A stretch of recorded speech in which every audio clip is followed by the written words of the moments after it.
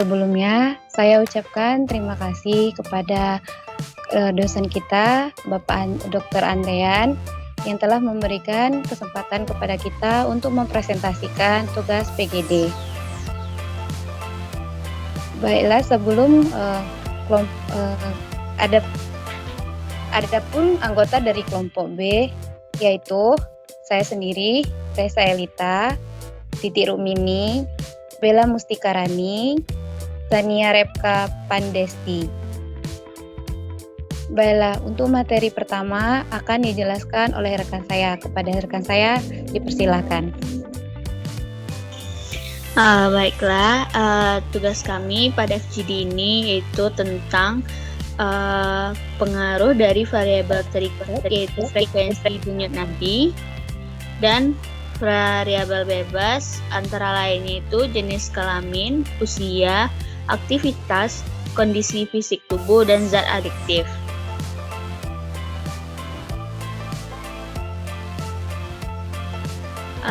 Di sini merupakan model dari hubungan antara variabel terikat yang dipengaruhi oleh variabel bebas, yang dimana variabel terikat itu frekuensi denyut nadi, dan variabel bebasnya adalah jenis kelamin, usia, aktivitas fisik, kondisi fisik tubuh, dan zat adiktif, dimana nanti variabel bebas akan mempengaruhi apakah itu mempercepat atau memperlambat frekuensi denyut nadi.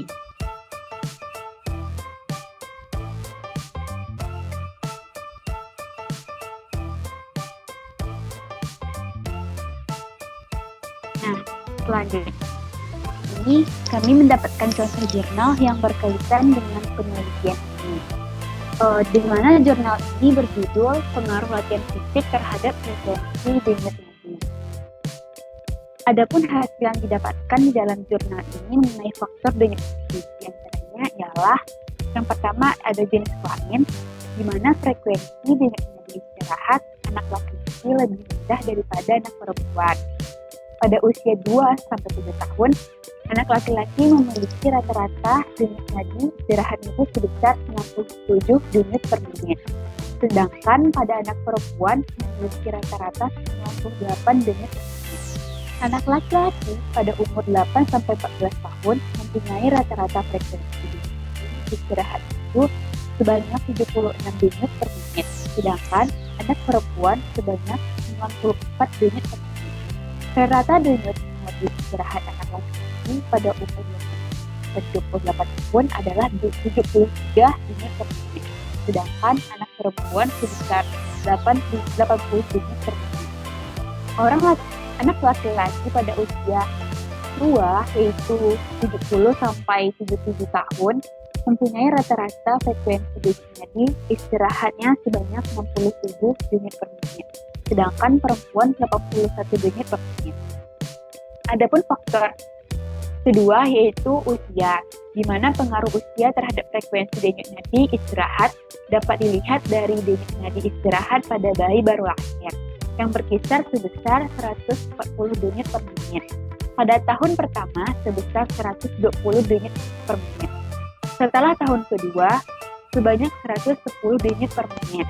Pada umur 5 tahun, denyut nadi sebanyak 96 sampai 100 denyut per menit. Pada umur 10 tahun, denyut nadi sebanyak 80 sampai denyut per menit. Sedangkan orang dewasa memiliki denyut nadi istirahat sebanyak 60 sampai 80 denyut per menit. Faktor ketiga ialah aktivitas. Diketahui bahwa frekuensi denyut nadi meningkatkan pada saat latihan fisik pada seseorang. Peningkatan ini disebabkan karena meningkatnya kebutuhan darah yang mengangkut oksigen ke bagian tubuh yang aktif, penumpukan karbon dioksida, peningkatan suhu tubuh, penumpukan asam laktat, serta berkurangnya oksigen. Nah, saat latihan fisik, denyut nadi sebagian besar dikendalikan oleh keseimbangan antara penghambatan oleh saraf vagus dan stimulasi dari saraf simpatis jantung. Dalam keadaan istirahat, saraf simpatis pengaruhnya lebih dominan dibandingkan dengan saraf vagus. Apabila saraf otonom jantung diblokir, maka frekuensi denyut nadi istirahat Dari rata-rata 70 denyut per menit akan meningkat menjadi 100 denyut per menit. Nah, faktor selanjutnya akan dijelaskan oleh rekan saya, Rani. Selanjutnya yaitu faktor kondisi fisik. Kondisi fisik seseorang yang sehat mengakibatkan frekuensi denyut nadinya yang normal. Begitu juga sebaliknya, jika kondisi fisik seseorang yang tidak sehat akan mengakibatkan frekuensi denyut nadinya menjadi rendah. Faktor selanjutnya yaitu zat adiktif. Rokok dan kafein juga dapat meningkatkan denyut nadi. Merokok sebelum bekerja, denyut nadinya meningkat 10-20 denyut per menit dibandingkan dengan seseorang yang bekerja tidak didahului dengan merokok. Hal ini dikarenakan rokok dapat mengakibatkan vasokonstriksi pada pembuluh darah.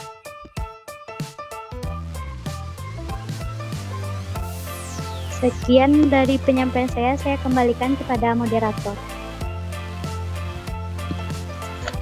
Demikianlah presentasi dari kami. Sebelumnya saya ucapkan terima kasih kepada Bapak dan rekan-rekan semua. Saya mewakili dari kelompok B, mohon maaf apabila ada kesalahan, kepada Allah kami mohon ampun. Saya akhiri, wabillahi taufiq wal hidayah. Wassalamualaikum warahmatullahi wabarakatuh.